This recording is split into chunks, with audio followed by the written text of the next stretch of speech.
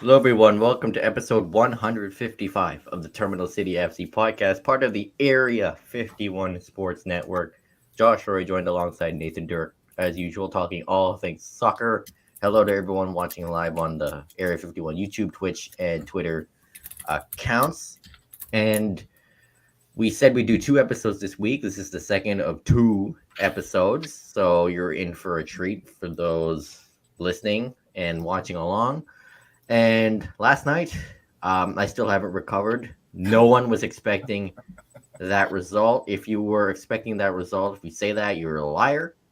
And last night was one of the greatest nights, if not the greatest night to date in the MLS era history of the Vancouver Whitecaps. Yeah, I think you got to say MLS history of the Whitecaps because you got to remember the Whitecaps have won the Soccer Bowl and all that stuff. I mean, they've done some pretty amazing things within their 50 years, but in MLS history, especially when you think that they've only ever won one playoff game since 2010, Yeah, to do it again and to do it in a similar style with the same scoreline. 5-0 is I don't know. Yeah, a little bit of history repeating itself. I mean, we ended up, going out of that series back in 2017 and losing to Seattle. Let's hope this year it's not the same to LAFC. Yeah, and hopefully, with Vanny around, there's going to be no park the bus, just be happy with one shot on target type of football. But last night, the Whitecaps headed into Portland as the home team because we all know Supercross booked BC Place, and maybe it turns out they didn't need BC Place after all. Maybe they should play the rest of their playoff games down in Portland instead. You know what? There was something I wanted to ask Vanny. Unfortunately, he didn't have enough time to take everyone's questions last night. But I wanted to ask him if the whole idea of this, 6-7 game run into the playoffs, the crazy schedule, the rescheduled game that ends up having to be put onto an international break day, and now you're having to play a home game outside of your own stadium. I was wondering if that was just the one thing where you just told your team, all right, you know what? Forget it, right? Everything that could possibly happen to us right now, adversity-wise, is happening. Yeah, and just go out, right? Because you know what? If the fates are going to put it against you, go around and smack the fates. that's what Vanny Sartini and his team did. I mean, 5-0, which I guess if anyone following MLS, even just the Whitecaps, that is just a bizarre scoreline, especially that it was in Providence Park, one of the most difficult places to get a win for any visitor across MLS. The only other score I can think in recent history that was that wide when it comes to the Whitecaps wasn't it last year against CF Montreal, or it was a 5-0, yeah, and they beat Houston that same year. I mean, last year 6-2. Yeah, something like that, right? And it's just, but when you watch those games, I mean, you just can't. You sit back and eat some popcorn because you think you're not going to see that again for a while. And even though we saw a game that just seemed to be executed very flawlessly, yeah, I don't know if we're going to see that again for a while. I hope we see shades of it coming up, but everyone on the pitch did their role. I think some players grew into the match. They might not have been quite there at the beginning, but by the half hour, everyone was on the same page and moving in the same direction. I made one comment that this game felt like the players were playing for each other rather than, when you get frustrated in games and you start not necessarily playing for yourself, but trying to take the team on your back, which makes it look like you're playing for yourself. Didn't see any of that today or yesterday. For me, from looking back at that game, one team executed their game plan, the other team did not. First 10 minutes, it felt like both teams were playing it safe, and it was a midfield battle, but after that, it was all Vancouver. Vancouver had a game plan. Yeah. They stuck to it, and they just kept pushing and pushing and pushing, even after being up by such a huge margin. And it also helps that Portland, their bread and butter is the counterattack. They could not execute on the counterattack, and there was so much miscommunication. I remember in the first half, believe it's Mora who tried to pass to Jonathan Rodriguez. Jonathan Rodriguez, like his first touch failed or something like that, and then he looks at Mora like this, like what the hell, man? That pretty much summed up Portland's night. What makes this this particular formation click is a very healthy Sam Adekugbe.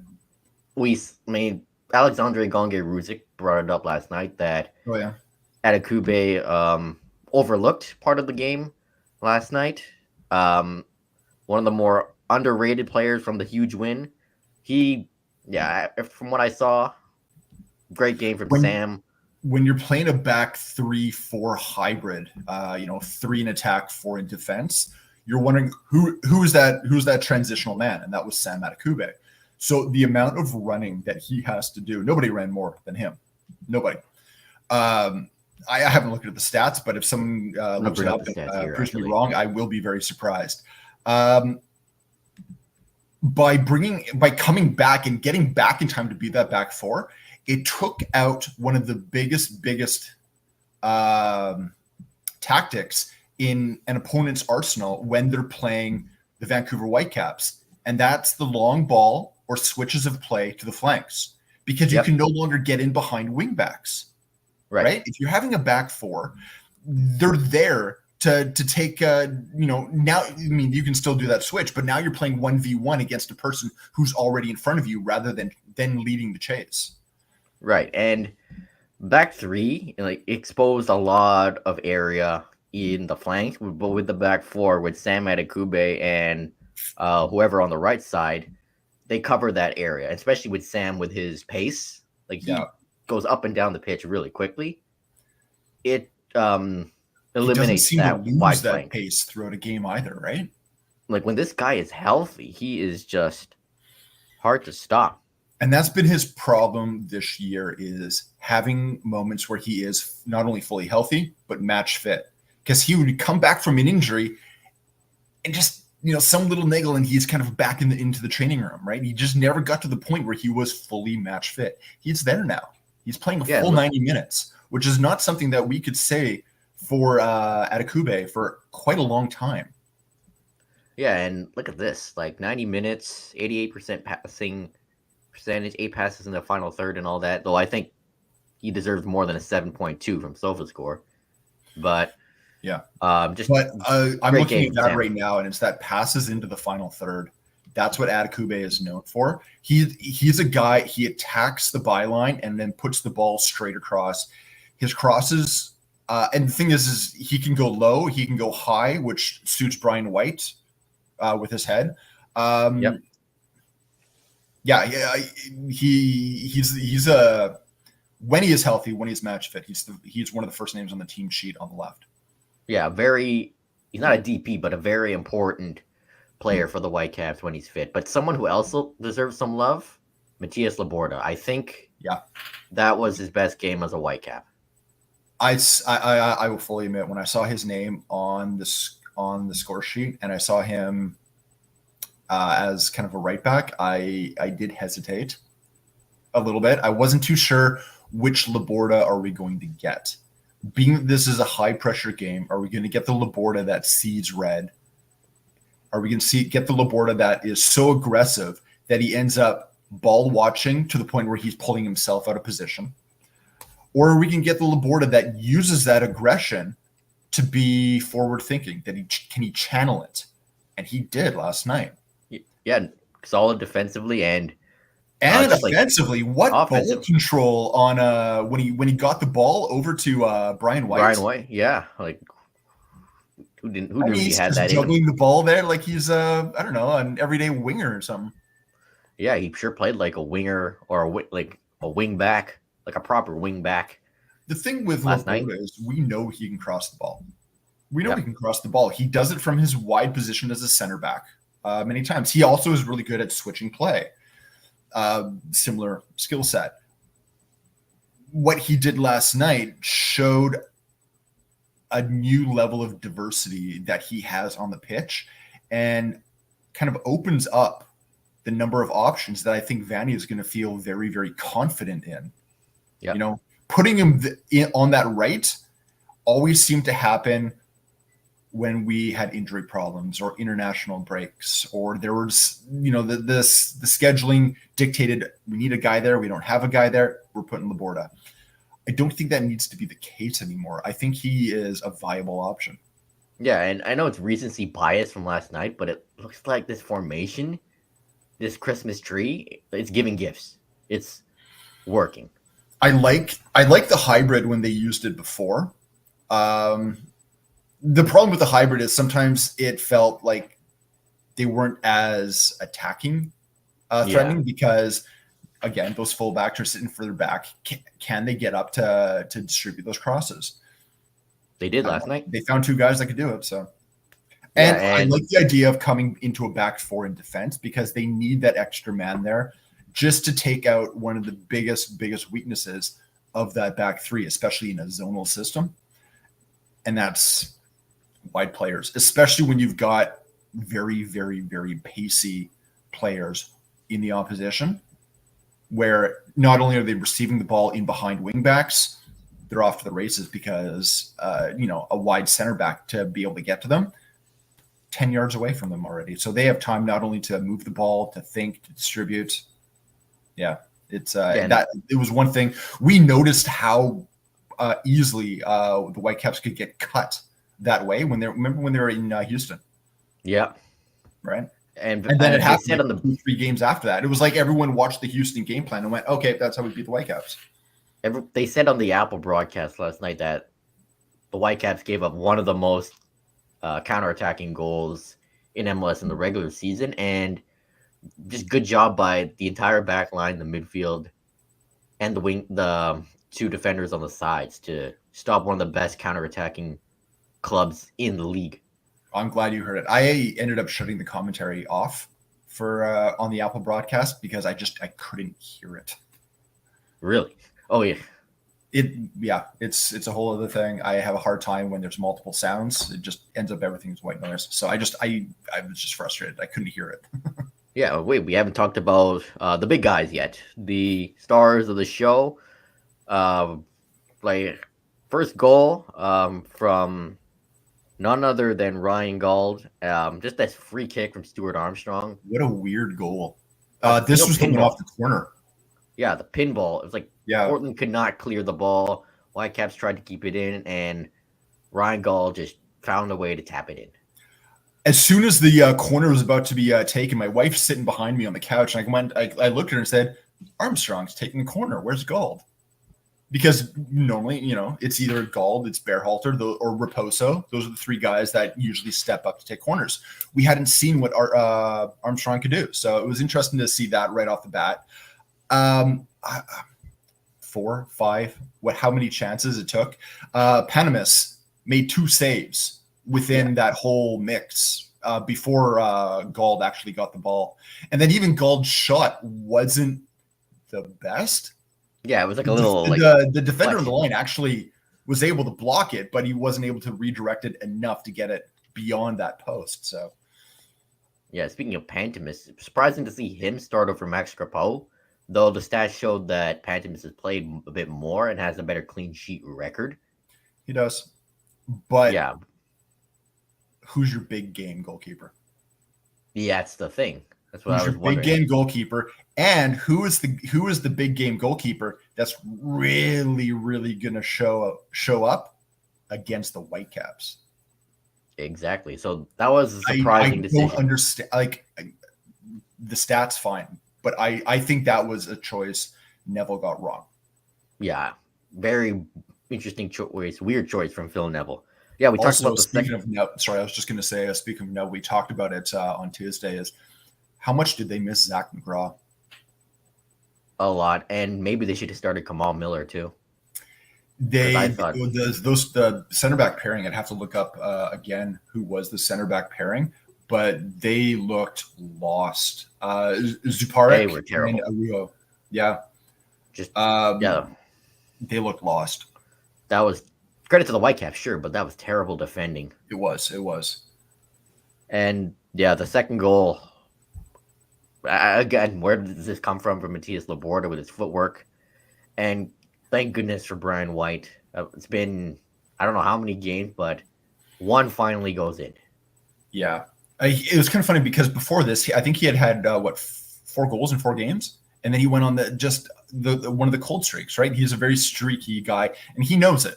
To his credit, he knows it. So when he doesn't score, he doesn't get down on himself because he knows it's going to turn around. Which I got to say is a big mental strength of Brian White. So to get this goal, it felt like a gift because all he had to do was just tap it in. Yeah, wide open net, right? Sure. It wasn't easy. It wasn't easy. The ball was off the ground. I mean, you got to hit that right, otherwise the ball's going, any which direction. But he needed that. Yeah, he really needs. Strikers need to get on score sheets. Just what a time to do it. Contributing. And hopefully this is the start of another Brian White streak of goals because, like we said, once he gets one, more comes. Yeah. But another third goal, he Pantomis again. I'm not sure what he was thinking there. He just mishandled it. Whitecaps take advantage. Even get to it. It was the back pass. Yeah, the back.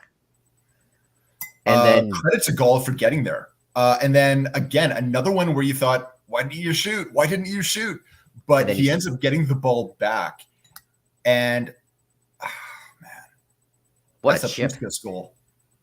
Yeah, one of the goals of the season for the Whitecaps. Don't get me wrong. Horrible defending again. And horrible defending again. And Pantomis, I'm sorry, but as a goalkeeper, you should not be getting chipped when you're only 2 yards off your goal line. Right? I mean, right. And great goal. Yeah. But like, credit to the Whitecaps. I mean, I asked Vanny about this after the game. Like, he basically said, just keep pushing, take him out of it, because even in the second half, up by such a huge margin, Whitecaps kept pushing and pushing, and they won more, they got more. Yeah. Pedro Vite was one of those players that grew into the game. Yep. He gets the secondary assist on the 4th goal. I mean, this isn't talked about enough. Like his ball to Fafa Pico, and then Pico is equally great. Beautiful switch. Great cross to Stuart Armstrong, who doesn't really score headers. Perfect diving headers on top of that.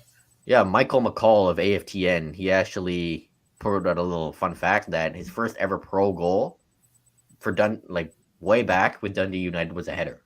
Yeah, there you go. So he does know how to score headers, which doesn't do it often. Sometimes players in big games are known for specific types of goals. It's like Wayne Gretzky and backhands. Yeah. Hey, Laporta and his Techers assist. Yeah, exactly right. And of course, Gall had to cap it off with the hat trick. I was going to say this goal looked like it was in slow motion. Yeah, and Portland again just freezing.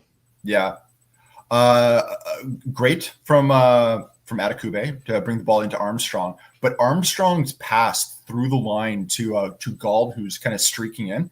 The defender, it looked like he was about to trip over his own feet. It was a good pass.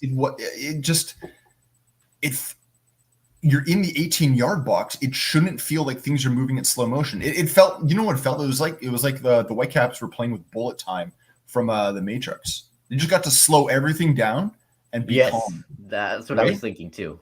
Yeah. Or that scene from X-Men Days of Future Past. I can't remember who. Just freezes time and then adjusts everything in his way. It's been a while since I've seen that movie. So. I know who you're talking about. I can't remember who that is. Yeah. The way you say it, like Portland, they just froze. They're caught in quicksand. That sums up the Timbers last night. Portland didn't know what game they were playing. And it's strange. Like, it didn't, first of all, even in a regular season, this just was a poorly executed game from Portland. But this, and yes, it's not a playoff, but it's a knockout. It's a 90-minute knockout. That's all you get. There is an added pressure on this. On top of that, I wonder if Portland got thrown off a little bit in the venue change, because now you're playing against your fan or with your fans, and that can be a help or a hindrance, right? Your fans are backing you, but if you start the game how Portland did, and you're going down that quick, I mean, they're down 2-0, 25 minutes into the match, your fans can turn on you. Portland booed their players off at the half. Yeah, rightfully so. I would be too. It was 3-0 at that point. They got booed off at the half. Well, that, you know, what does that do to you? Yeah, but Portland's confidence, they had no confidence after. Well, and that's the thing that's not really talked about, especially here in Vancouver, is how poor Portland's record was coming into the playoff, this wild card match, just like Vancouver. Vancouver hadn't won a match since September 14th. Portland hadn't won a match since September 18th. Yeah, but it turns out Vancouver, I mean, like I said, one team executed their game plan, the other team didn't. Yeah, Vancouver's record looks worse because they had worse fixture congestion. So they ended up playing more games into the run. They were playing every 3 days, where Portland had, you know, the week in, week out breaks. Still, right? Neither record is good, and they lasted for a similar length of time. Yeah, and just overall, the other thing I want to mention is also before that half happened, when it was 3-0, and Vanny talked about this in his press conference, was the save that Takioka made on Evander. It was a phenomenal save. And the thing is, if that goal had gone in and you end up with a 3-1 scoreline, that's a scary scoreline because momentum shifts going into the half. Fans would have felt, okay, we're back into this. Yeah, got the crowd back into it. Would have been different at the half. It would have been a very different second half. Yeah, and thankfully for that save, and thankfully Takaoka, I think that was the most difficult save Takaoka made. He only had 4 shots on net, I think, but that was a big one. That was very much a big one. The other one I can remember is one from Mascara, but that was like from 30 yards out, and Takaoka saw it all the way. Mascara, another guy who had a very poor game. Yeah. Yeah, and it's not credit to him though. Portland that I'm used to. Yeah, even for us up here in Vancouver, it is jarring to see the Timbers that bad. Yeah, and once credit to Takaoka for coming up big when he needed, and this is the first, not only a win, like a clean sheet on the road in the postseason. Well done to Takaoka and the back line for making that happen. Very much so. Yeah, that's a good point. Yeah, and this is the first it's a playoff, I mean, if we can call it that, a playoff win since that 2017 knockout round against San Jose, which was also 5-0. Back in the day when I think it was Nicholas Mosqueda who got 2 goals. If anyone remembers his name, Freddie Montero was with the Whitecaps at that point, scored a goal. Yep. And Christian Teixeira scored a nice free kick, from what I remember. Teixeira, I always liked him. Yeah. Ryan Gould, MLS royalty here, becomes the third player in MLS history with 4 goal contributions in the Audi MLS Cup playoffs. First two, Sebastian Giovinco in 2016, and Landon Donovan in 2014. So pretty good company. Very good company. Very good company. He also, I know he got taken off, but if he would have scored 1 more goal, he would have been, I think, the first player to have scored 4 goals in a playoff game. As of right now, I think he's only the 7th player to get a hat trick in a playoff game. So maybe it does count. Joining a lot of very good company. Yeah, and there's no doubt that he is the greatest Whitecaps player of the MLS era. I think you can start having conversations in the Whitecaps history, but you can have conversations. I don't know if I'd be saying that just yet. Yeah. But he's got over 100 games for the Whitecaps, right? Right. Interesting quote from Phil Neville, like the day before the game, when he was asked about the game being moved to Portland. Maybe God is a Timbers fan. Well, no. Yeah. Well, Brother Garcia, believe it or not, it was basically because of Supercross. And then JJ Adams of the province asked Vanny about this after. He said, well, God can be a Timbers fan, but God doesn't exist for me. Yeah. Which is one of the... We know very much Vanny's affiliations. Yeah. I mean, I'm Catholic. I'm not even mad just from hearing that. That was just a cold quote. Just ice I, cold. I lean more towards Vanny's side, so I enjoyed it. Yeah, even I enjoy. Yeah, even a religious man can enjoy that quote because There you that was go, just right? There you go.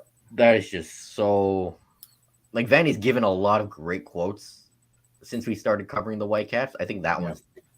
one tops it all.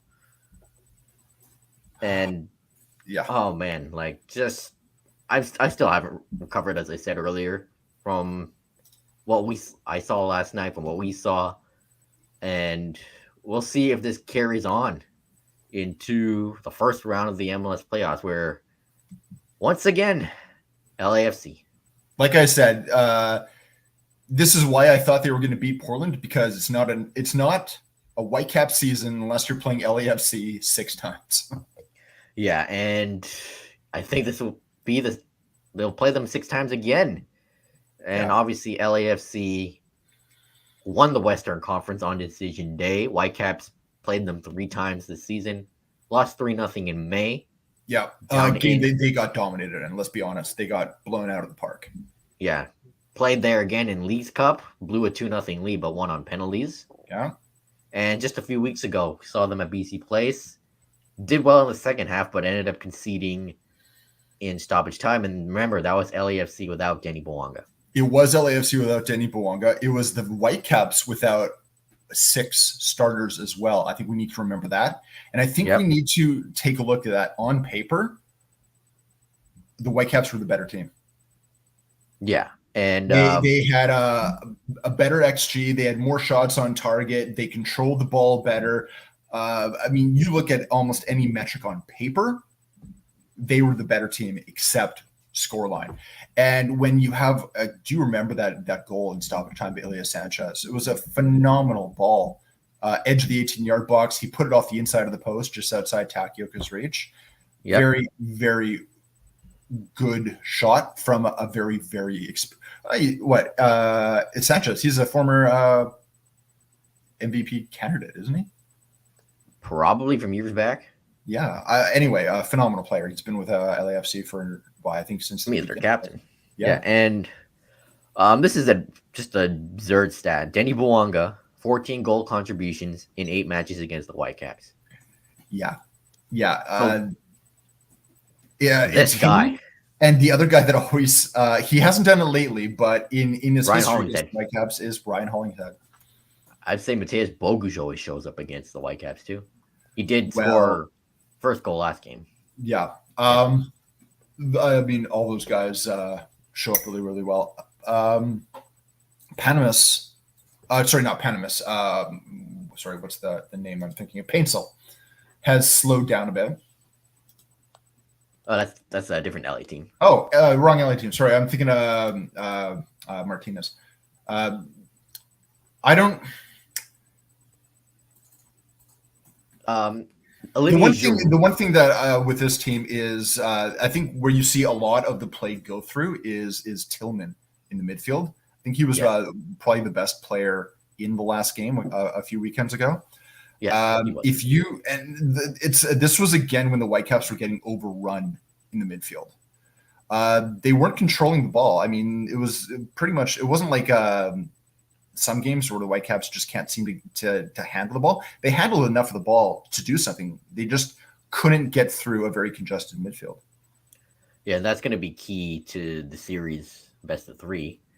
Let's not forget, against LAFC. And they continue with this Christmas tree formation. I believe this is an idea that could potentially work. And the Whitecaps can't get too confident, but they need to build off that win in Portland.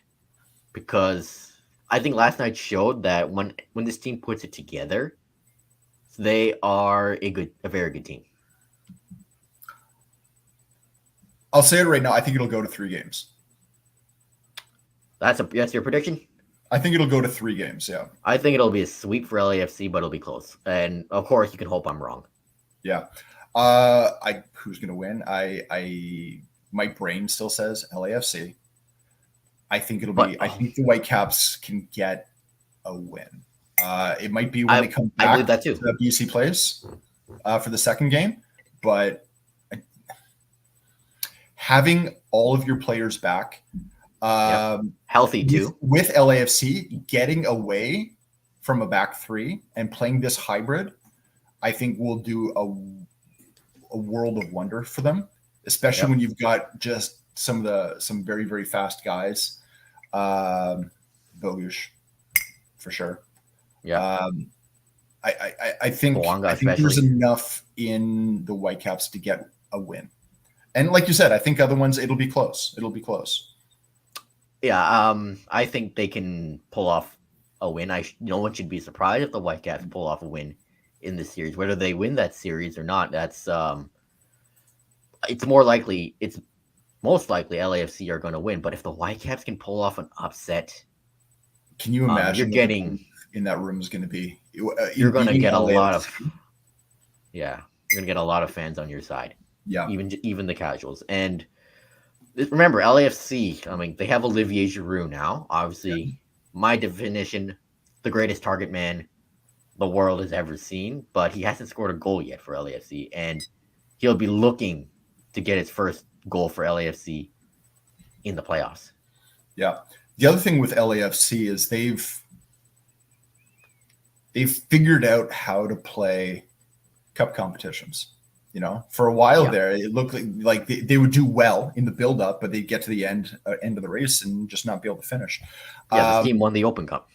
Knowing how to do it removes a big mental block, and I think they're going to be playing with a little bit more freedom because of that. I don't know. I'd be interested to see what sort of surprises LAFC kind of bring onto the Whitecaps, or whether or not they feel they need to.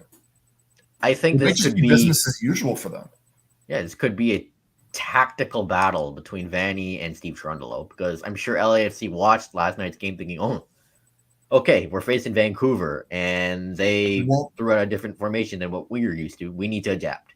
Well, that's just it, right? Because they're going to be looking at what the Whitecaps did last night and go, how we have beaten them in the past, or how we have played against them in the past, might not work. I mean, the one thing, and you know, are we going to be able to switch those balls? Are we going to get in behind wide areas, right? Are we going to be able to come from wide and dribble the ball into the box, how they like to do it, right? That's how they play. Yeah, when they have the ball, they're quick, they're lethal, but they like to control the ball. It's not necessarily all these crosses that we're used to.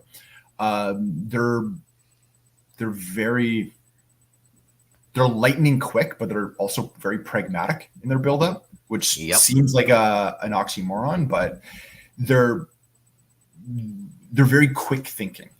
When they have the ball, they're very quick thinking in transition. And that's why they're such a lethal transition team. Let's not forget they can be solid defensively too. Yeah, they can. Absolutely. Yeah, they're a very complete team and a contender for a reason. And not much time to make things change or adapt, because game one of the series is on Sunday. Yeah, in LA, 6:45, which is a decent kickoff time. And then game two will be back here in Vancouver. We'll both be there at BC Place for sure. You got it. 5:45, which is a interesting kickoff time. Never had that one. Yeah. And then, if necessary, game three back in LA on the 8th of November. Yeah. And for me, if you can get a win on the road, because we all know how good the Whitecaps have been on the road, you're setting yourself in good position, obviously, to win the series. But imagine if they get a win on the road on Sunday. I feel like game two, that building is going to be loud. BC Place. Extremely. I am interested to see what Whitecaps show up on Sunday. Yeah, and they're a different team from Portland, but I mean, we're not expecting the Whitecaps to go out and play like they did against Portland, but show flashes of it. Show that they still have it in them, even if they have a different opponent. The the tactical pressure is on Vanny for this one. He is the one that needs to do something to figure out LAFC and not necessarily the other way around. But if Vanny is able to throw in a surprise, it's going to be interesting to see how LAFC is able to respond and adapt inside a game. Yes, and see what kind of lineup shows up on Sunday. Like, do we see Gold, White, Armstrong, and Fafa start together again?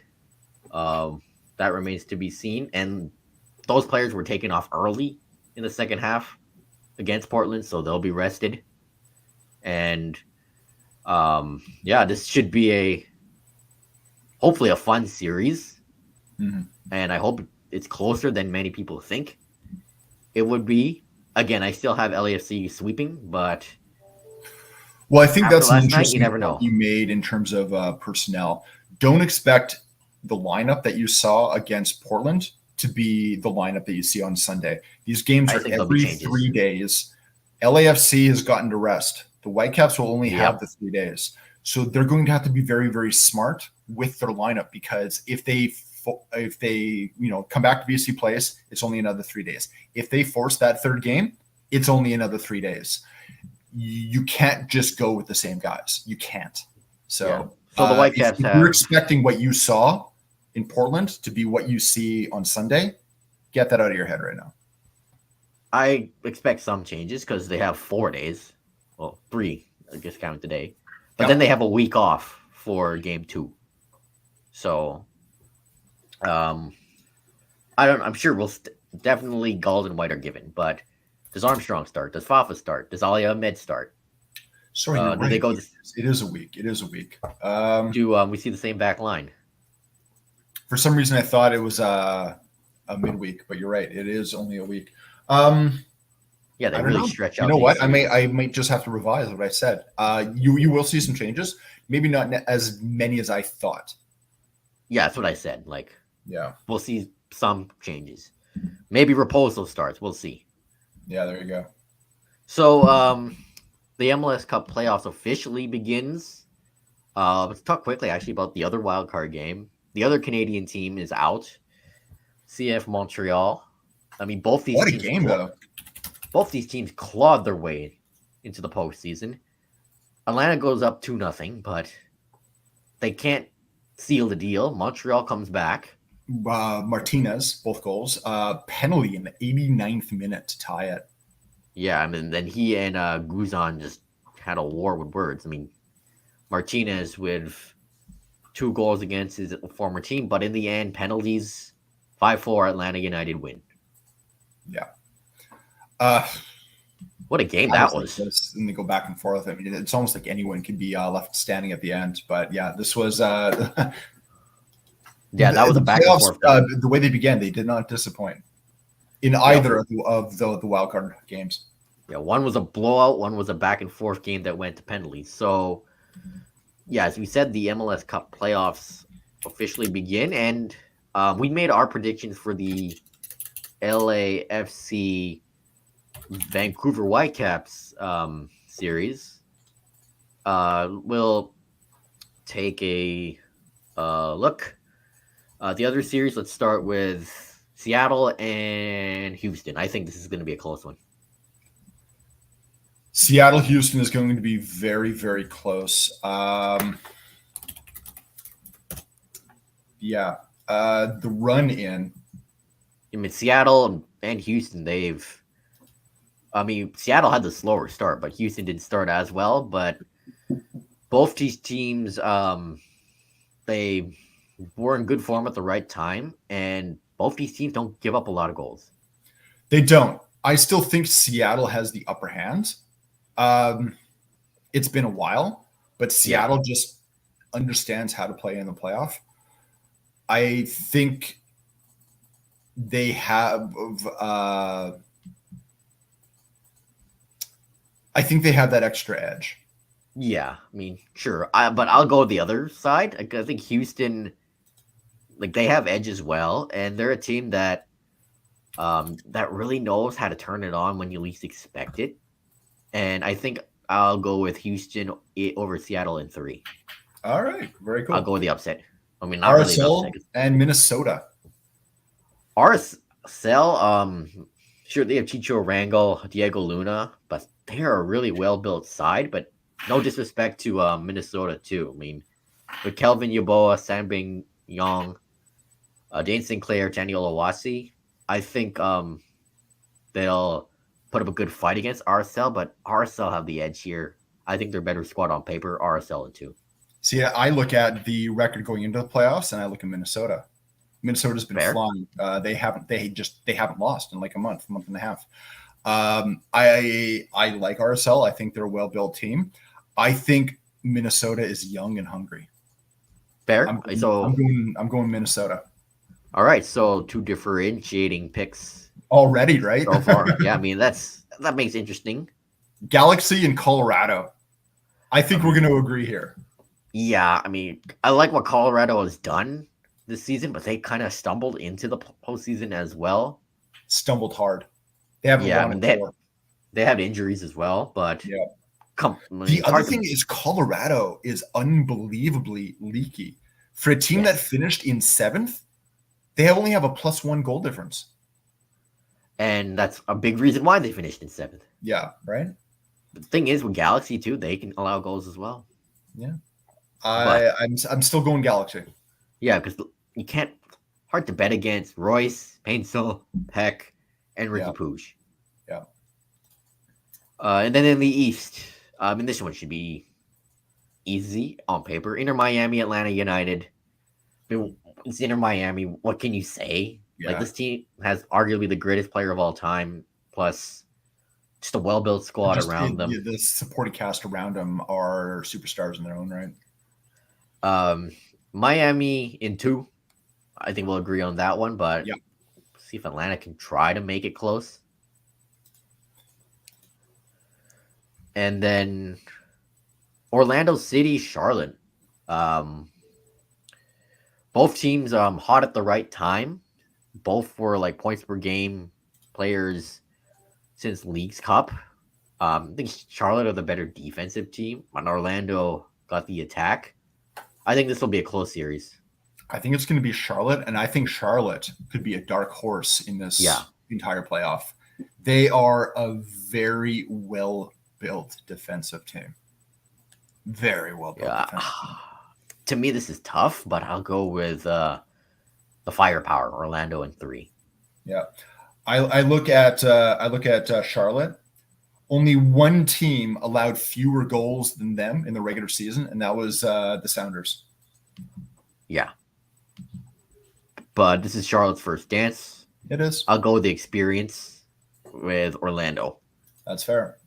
Also a tough one here. Cincinnati, last year's Supporter Shield winners against New York City FC. I mean, New York kind of stumbled into the playoffs too.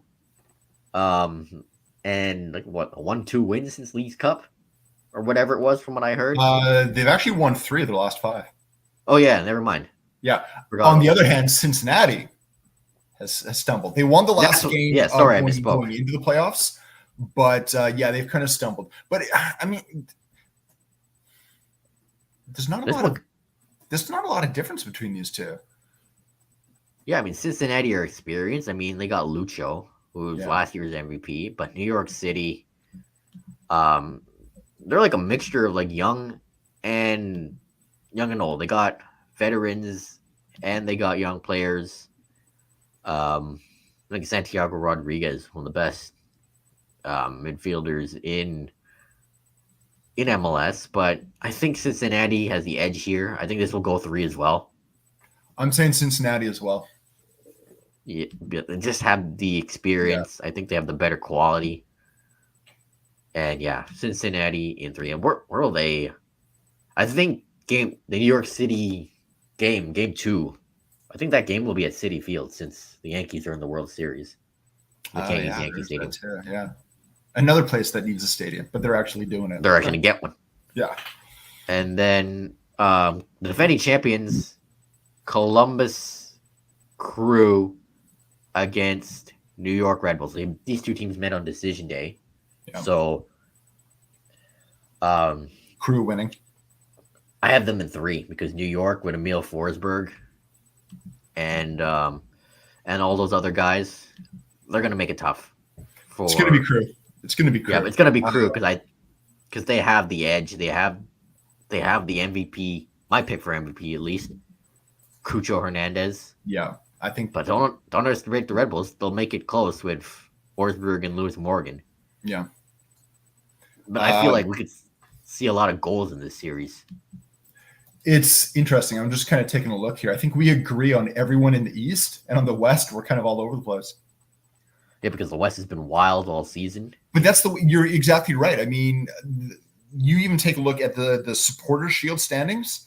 You got 3 teams from the East, and it's all Western teams after that, because the Western team is the West has been so competitive this year, where in the East it really hasn't.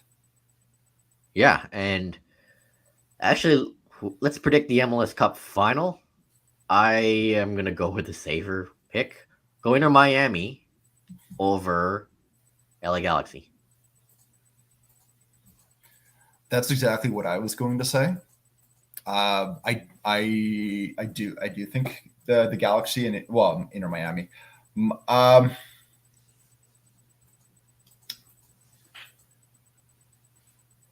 I don't I don't want Inter Miami in the final. I'm hoping that it's the Crew again, but Yeah, I think it'll be Inter Miami. yeah, and I think these 3 teams, to me, realistically have a chance to knock off Inter Miami: the Crew, LAFC, LA Galaxy. Yeah, I agree. And I mean, if that final comes to fruition, I think it'll be a very entertaining final. Yeah, I think anytime you get the top teams, the game opens up. It's going to be. I mean, the finals are strange because again, it is only a 90 minutes. They do extra time and penalties. Yeah, they do. And of course, so long as everyone stays healthy throughout the playoff run, yeah, it'll be a good game.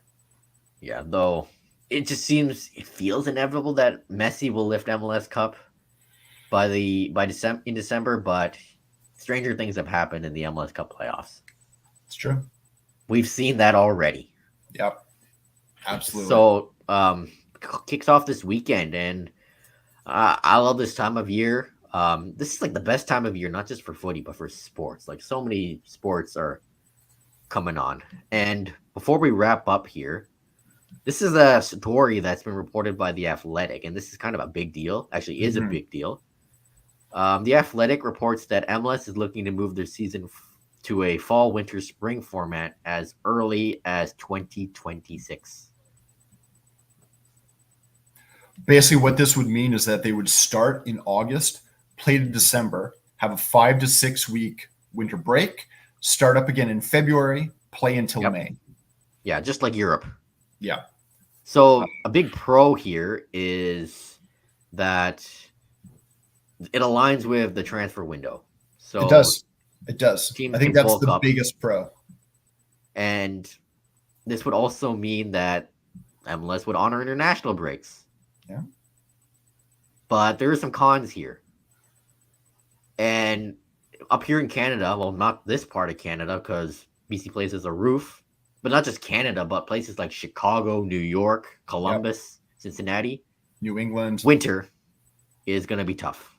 Yeah. You're going to have a lot of game postponements, and you're going to have there's a 5-minute break, a 5-week break, rather. Yeah, but you're going to have postponements in that second half where places that still have snow and they just can't clear it on time, or they get weather in the middle of a game. You're going to have you're going to have postponements. So we take a look at what happens, or you're going to have stadiums that need to start getting underground heating. Yes. To melt the snow, like what you see in a lot of like Premier League clubs in England. Absolutely possible to do, but you're forcing clubs to retrofit stadiums, and can they do that this quickly? My big thing is that 5 to 6 week break is yet another break in an MLS schedule, which already is being forced to play midweek games, even more so because of this stupid Leagues Cup. What does this do to Leagues Cup? What does this do to Leagues Cup?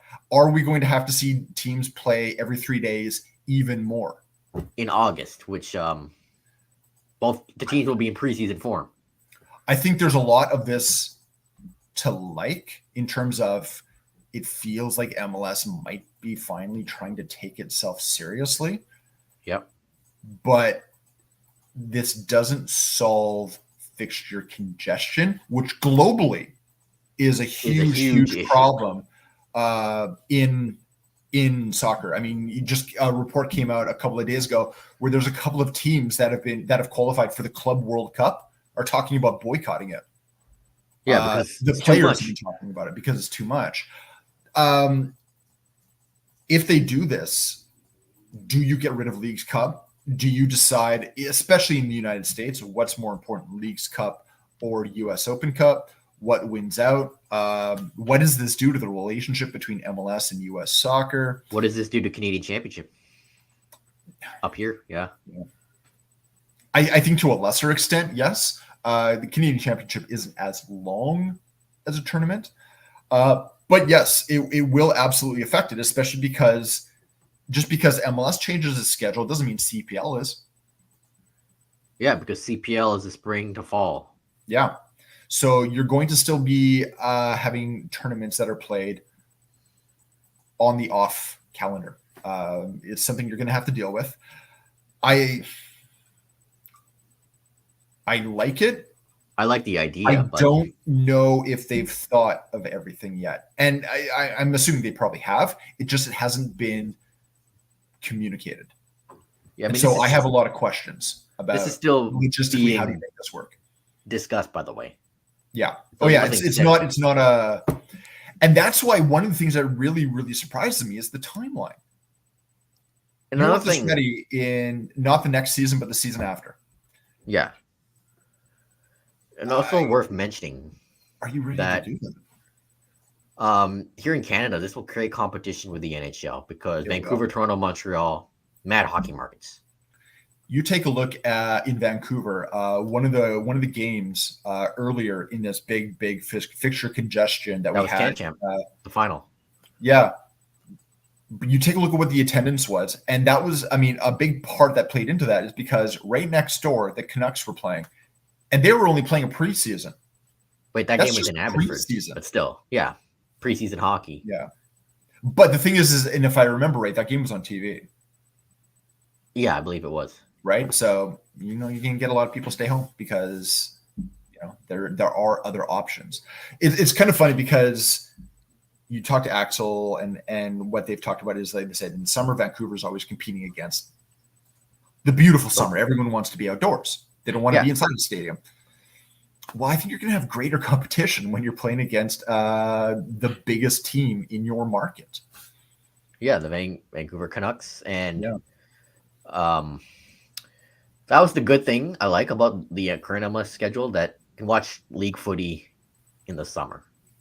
And to me, Peace Place when the roof is open is beautiful. It is. And sure, the heat is unbearable in the press box, but it just feels, I don't know, nice about having games in the summer. I wish they would have early summer kickoff times. And plus, the Whitecaps, the competition is the Vancouver Canadians, a minor league baseball team, and the BC Lions, who they share BC Place with. Yeah. So you don't have to worry about any sort of congestion or scheduling conflicts between those two anyway, unless they're playing away. Yeah. If you're going to be putting in a whole big 5-6 week break in this new thing, why can't you take that 5-6 week break that you're going to implement and then just use it in the existing schedule to allow international breaks? Yeah. Again, this is just proposed. This may or may not happen. Yeah. But I like the idea, but there are still so many problems. The other thing is I just don't like leagues that stop halfway through. I know that's my North American brain speaking, because no other leagues here do that. We don't have. It's a rare exception. We don't just stop. and I know other places do. You know, Spain has a break. Other places in Europe and also in other places around the world, South America, Central America, everywhere, Mexico, have yep. some sort of break. I don't like it, and that's irrational. Like I don't really have a reason for why I don't like it. I just don't. It to me, it stops the momentum not only for Yes. fans but for But for- teams as well. Yes. Right? If you're on a Yeah. hot streak and all of a sudden you have this break, like that doesn't just carry through because you're taking a rest. Remember a Whitecap Leagues Cup break? Yeah, Not the same team absolutely. after. They were flying before that. They lost the game going into it, but they won the 6 before that, or Yeah. won or draw. And I mean, like you said, North American sports, it doesn't really have a break. I mean, the only exception I can think of is when the NHL would pause during Winter Olympics when they allowed their players to go. Yeah, and that's That was a very good rare. reason. And that's for competition. I mean, you can argue MLS has done that too when it came to like the Gold Cup, right? Right. Where they paused for a little bit of the group stage. And the MLS will pause for 2026. Yeah. They'll have to. Yeah, their buildings are being used. Yeah. So, I mean, we'll see where this goes, if this goes anywhere, but I don't know. Maybe MLS will be more seriously if this somehow is done the right way. That is a big point. For people outside of MLS, I think we'll look at MLS a little bit more seriously. You see this happening also with certain leagues in Europe that have done a switch to this calendar. I think certain countries you just can't. I mean, how do you do this in like, I don't know, Sweden or Finland, or yeah. Norway? Yeah, exactly, right? It's just weather, right? Right. So that'll conclude this week's episode. Thanks for listening to our second episode this week. It's a rarity, but with the Whitecaps in the playoffs, we had to. So we'll continue our coverage, not just here, but on the Air 51 Sports Network website throughout the LAFC series. And we'll follow along with the rest of the MLS Cup playoffs. Should be fun, hopefully. And follow me on Twitter at Joshua00. Nathan is Enduric. Podcast at Terminal City FC. Instagram as well, Terminal City FC Podcast. Try to post more on there. And some more like video content in the next little while. So that'll end this week's episode. Peace out. Take care.